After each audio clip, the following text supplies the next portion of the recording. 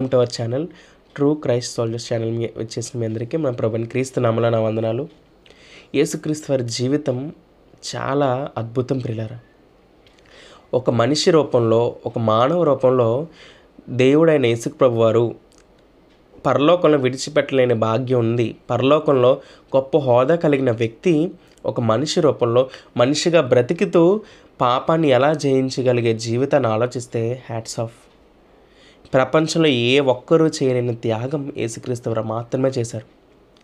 ఆయన బ్రతుకులో ప్రతిరోజు, ప్రతి క్షణం, ప్రతి నిమిషం ఎక్కడ కూడా పాపపు ఆలోచన ఆయన రాలేదంటే ఆయన బ్రతుకు ఎంత గొప్పగా ఉంటుందో ఆలోచించుకోండి.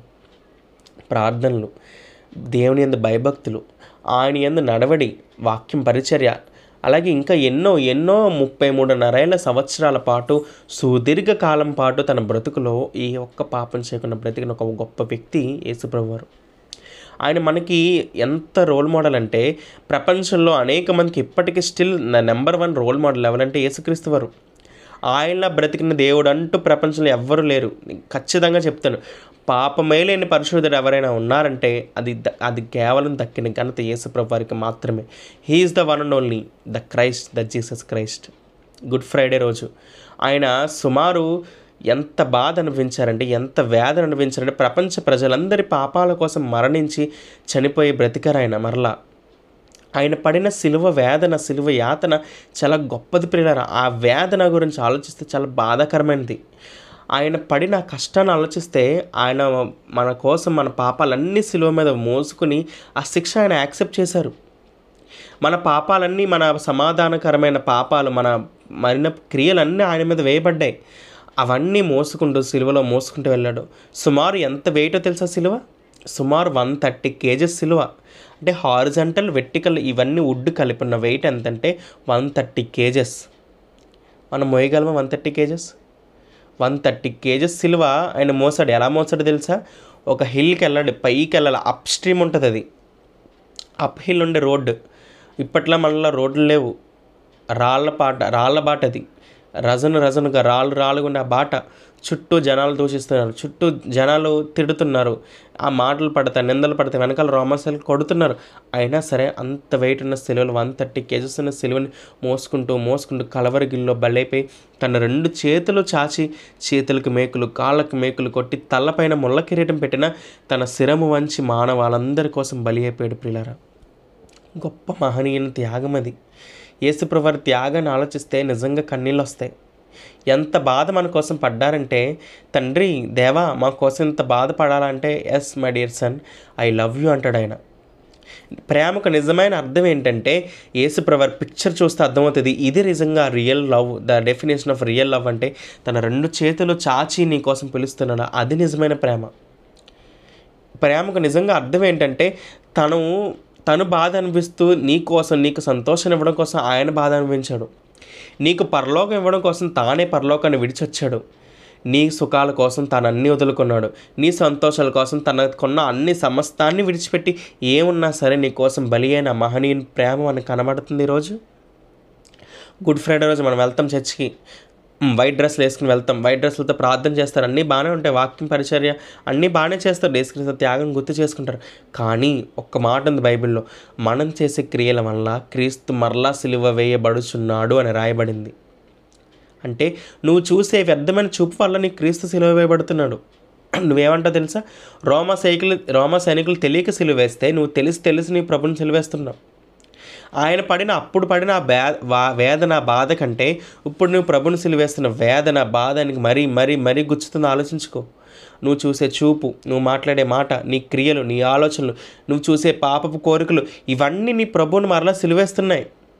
వాళ్ళు తెలియకేసారు సిలువ, నువ్వు తెలిసేస్తున్నావేమో గుర్తుపెట్టుకో. నువ్వు తెలిసి మరలా ఆయన సిలువేస్తున్నావా ఆలోచించుకో.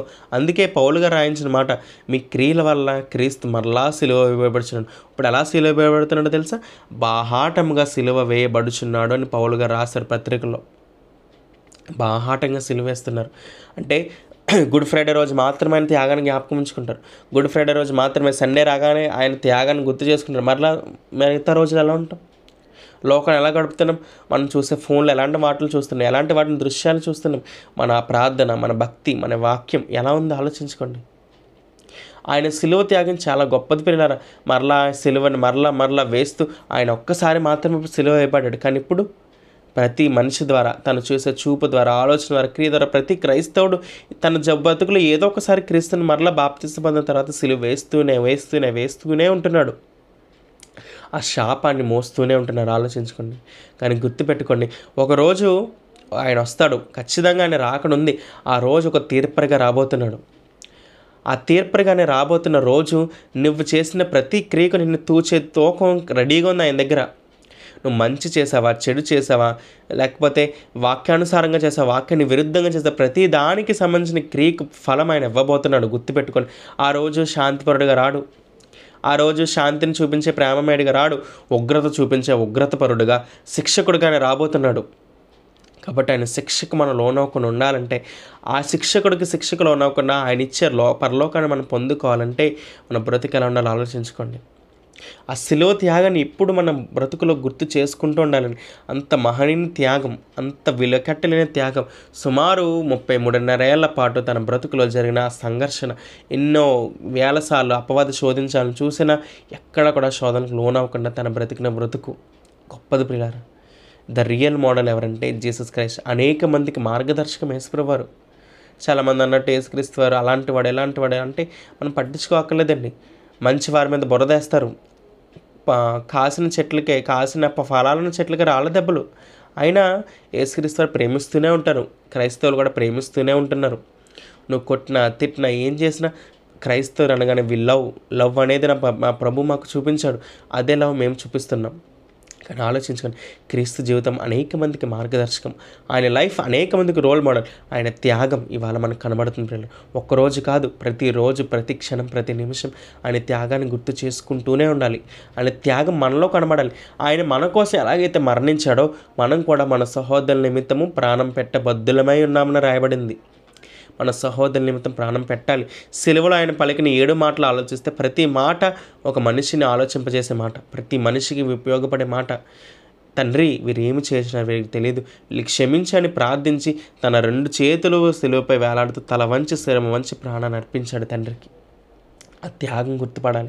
ఆ త్యాగం మీకు గుర్తుండాలి పిల్లలు. కాబట్టి మీరు చేసే క్రియల వల్ల ప్రభుని సిలువేస్తున్నారేమో గుర్తుపెట్టుకొని ఆయనకి వేదన కానీ ఆయనకి బాధను మిగిల్చే వారంగా మనం ఉండకూడదు. ఉంటే ఖచ్చితంగా ఆయన శిక్షకు మనం లోబడతాం. కాబట్టి ఆలోచించుకోండి. Happy good Friday to you all. Thank you so much.